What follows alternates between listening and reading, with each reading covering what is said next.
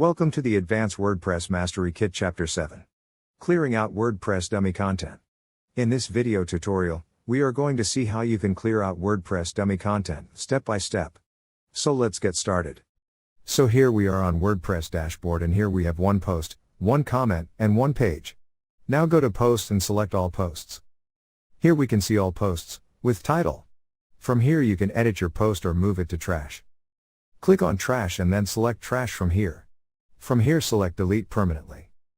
Now go to Pages, and here you can see all the pages. You can select individual pages or select all at once.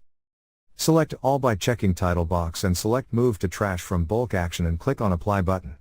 Now select Trash and again select All and Delete permanently from Bulk Actions, and click on Empty Trash button. Now go to Comments, and here we can see that it's already empty. Similarly check Posts and Pages and they both are empty. So this is how you can clear WordPress dummy content. Thank you for watching. Please proceed to Chapter 8.